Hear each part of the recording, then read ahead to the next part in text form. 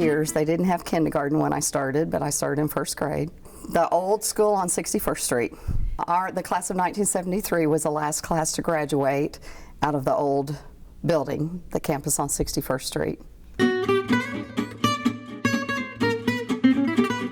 I was in second grade. Yep.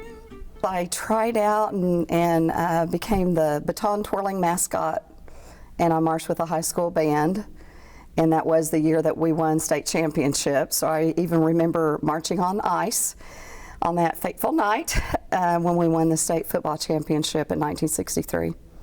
So I twirled all that year and continued to twirl later on, all the way through high school and college too. So. Well, I lived in the neighborhood for 23 years. I went to the school for 12 years straight, and it's just hugely a part of who I am.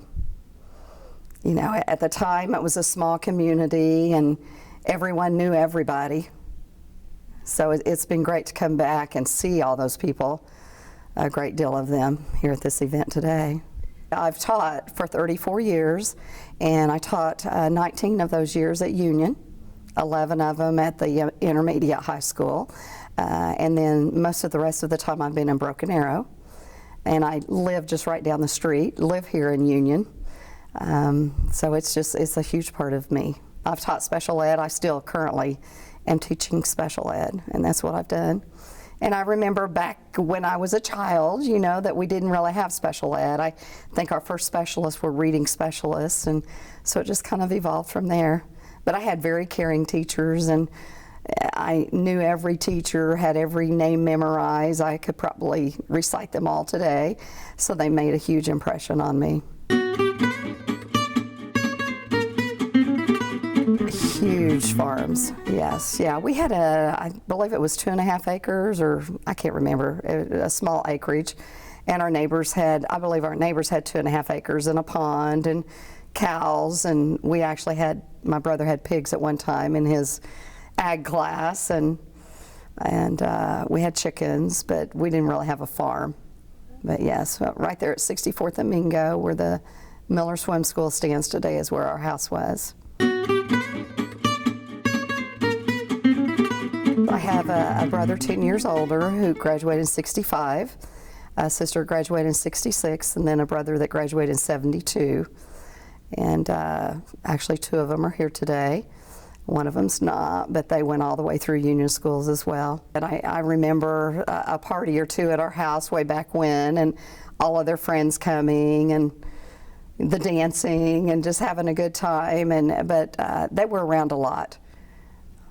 Yeah, a lot of their friends, and you know, whether they were just neighborhood buddies or athletes or other cheerleaders, great connections. You know, probably the biggest change is just the numbers of students that we have now, and then just the changes in technology. Of course, this fantastic campus that you have now, and the football stadium, just everything that makes up what Union is today. But you know, the old stadium that still exists is where we had all of our football games that were home games. And you know, I remember they started that kindergarten class. It was like 2 years after I started first grade. So just all the changes educationally.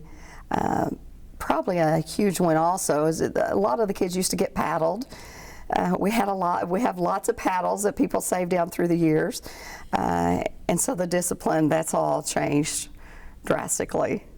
Especially for the people that were older back in the very beginnings of Union.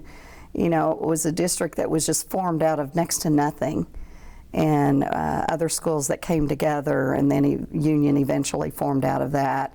And I think just the common bonds of that small community, everyone knew everyone, you knew all the administrators, the Board of Education, and you know, that still continues today. It's not as closely knit as what it was, but I think especially when you're a lifer and you've been there all 12 years, that it's just become such a huge part of who you are. And I think the people that you grew up with and grew around they make you the person that you become as an adult. And so many of us want our kids to come back and go to school here as well.